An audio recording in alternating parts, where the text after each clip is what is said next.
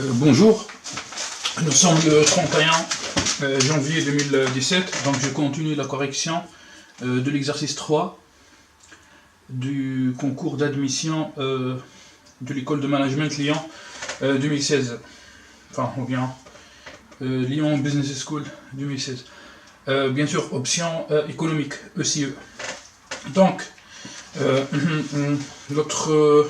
pour la vidéo précédente, c'est-à-dire dans la vidéo précédente, nous avons montré la convergence de l'intégrale de 0 à plus l'infini de t f de t dt. Bien sûr, nous avons en fait utilisé, c'est-à-dire une comparaison avec une fonction, avec une intégrale de Riemann.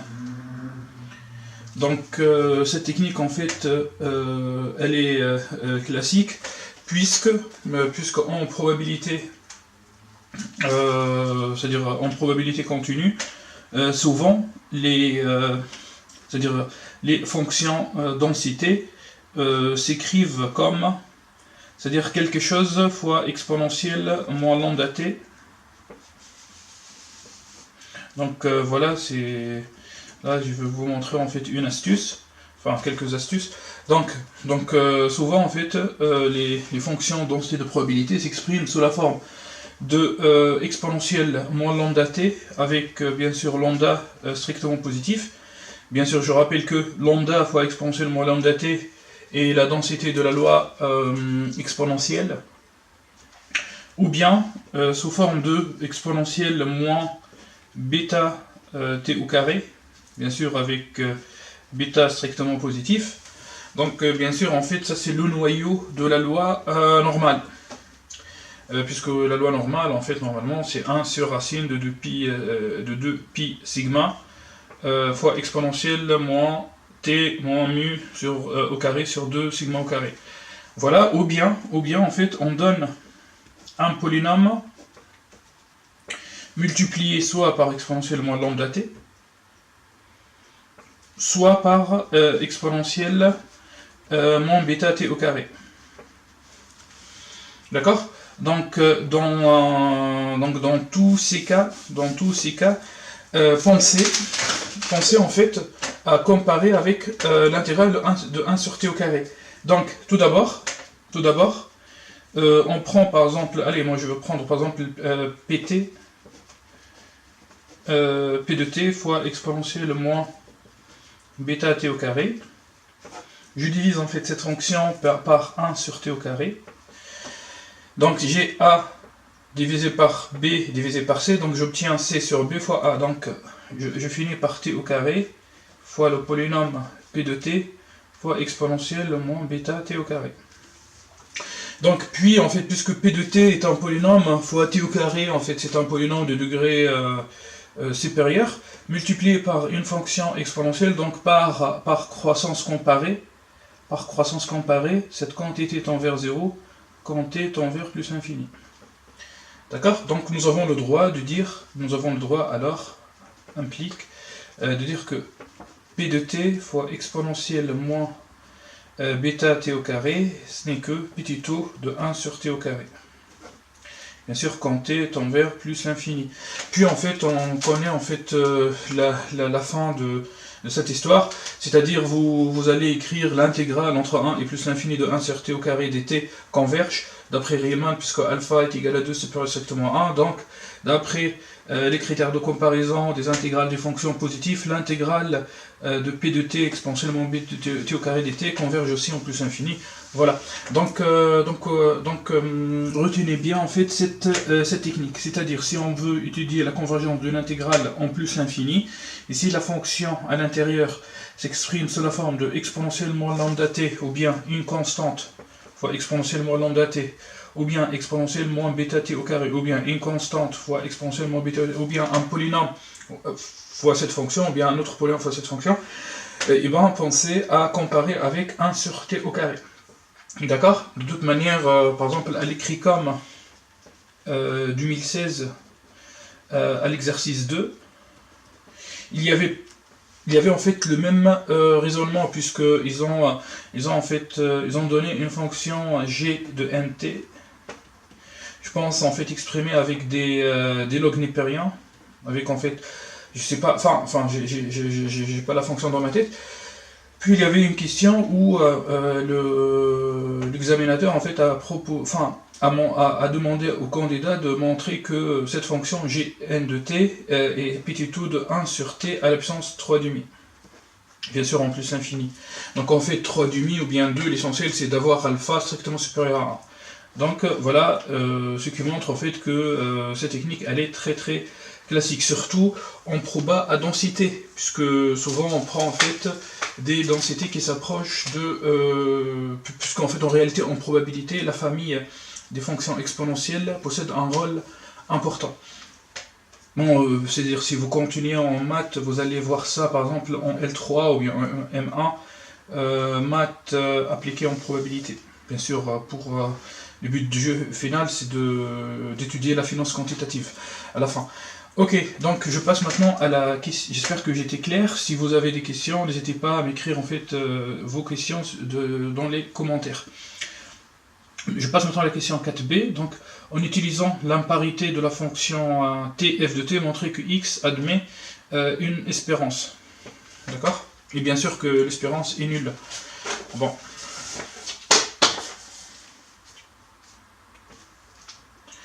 Alors, c'est la question 4b. Alors, en utilisant l'imparité de la fonction, oui, alors, donc, soit t dans R, donc toujours en fait pour pour étudier l'imparité d'une fonction, il faut toujours en fait travailler sur un intervalle symétrique. R est un intervalle symétrique, donc t associé t est une fonction impaire. Oui, c'est un résultat classique. En fait, si vous trouvez des difficultés avec t, en réalité t associé à t, en fait c'est la fonction, c'est la première bisectrice, c'est y est égal à x. Vous voyez? Donc cette fonction en fait elle est asymétrique, puisque par exemple le f de moins 5 est égal à moins 5 et f de 5 est égal à 5. Donc on voit bien que f de moins x est égal à moins f de x. Bon, sauf qu'on travaille avec t. Donc t associé t est une fonction impaire. D'après la question numéro 1, on sait que t associé f de t est une fonction paire. Ok. Donc la fonction t associé t f de t, le produit est une fonction impaire, puisque le produit d'une fonction impaire par une fonction paire donne une fonction impaire. Est une fonction impaire sur R. Ok, très bien. Allez, montrer que x admet une espérance. Donc en fait, x, toujours en fait, quand on vous demande d'étudier l'espérance d'une variable aléatoire, donc il faut commencer par cette phrase, x admet une espérance, ou bien l'espérance existe, l'espérance e de x existe, x admet une espérance, si et seulement si, l'intégrale entre moins l'infini et plus l'infini de t f de t dt est absolument convergente. D'accord? Ok. Bon, bien sûr, en fait, ici, on va pas faire un calcul compliqué. Donc, on va tout simplement utiliser l'imparité de f de t. Or, t associé f de t est impair.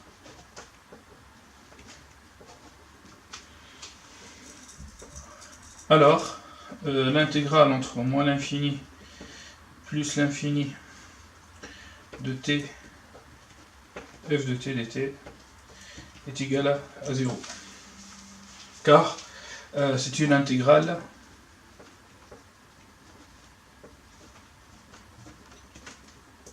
sur un intervalle symétrique.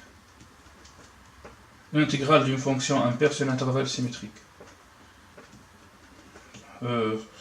Centré en 0. Donc finalement nous avons calculé, donc finalement x admet une espérance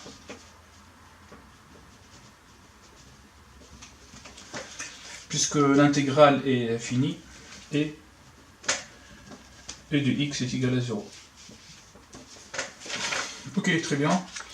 C'est bien. Allez, je passe maintenant en fait à la deuxième question. Donc oui. Donc essayer en fait de bien exploiter la parité ou bien l'imparité d'une fonction, souvent quand vous étudiez des variables aléatoires à densité. Ça vous permet en fait de gagner beaucoup de temps. Ici c'est vrai c'était très guidé, mais dans d'autres concours en fait on ne va pas vous donner l'indication sur la parité de la fonction, enfin de la densité ou bien de t fois la densité. Ok, donc je passe maintenant à la deuxième partie. Étude d'une autre variable aléatoire. Maintenant, on va introduire une nouvelle variable aléatoire, bon, y, puis on va bien sûr fabriquer la fonction de répartition de y. Mais avant ça, on propose en fait, enfin, on introduit cette fonction, phi de x, c'est log népérien de 1 plus exponentielle x. Première question, montrer que phi est une bijection. Donc, bien sûr, d'après le cours, pour montrer qu'une fonction réalise une bijection, donc il suffit de montrer que cette application est continue et que cette application est strictement monotone, c'est-à-dire soit décroissante, soit croissante. Allez, je commence en fait par la première phrase. Donc, x associe ln de 1 plus exponentielle x. Donc, allez, quel que soit x ou dans R, 1 plus exponentielle x est strictement positif. Car exponentielle x est strictement positif. Donc x associe ln de 1 plus x est défini, continu et dérivable. Enfin, soit on l'écrit par opération élémentaire, ou bien en fait on explique un peu comme composé, ou bien par composition, comme composé des deux fonctions voilà, usuelles.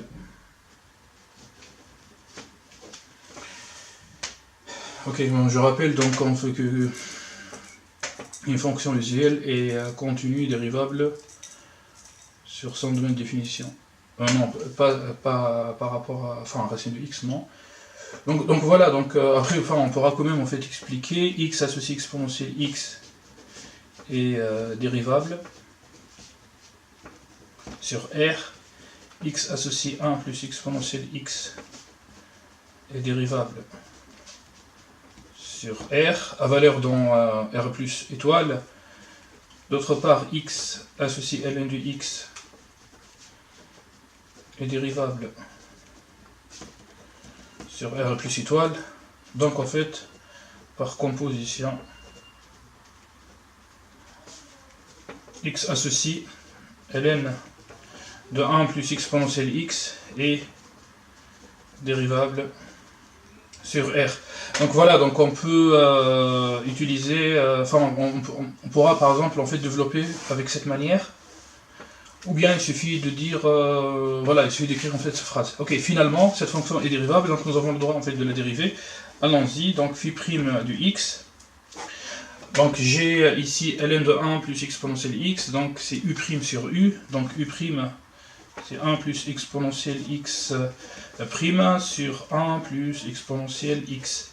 1 plus x exponentielle x prime, c'est exponentielle x sur 1 plus exponentielle x.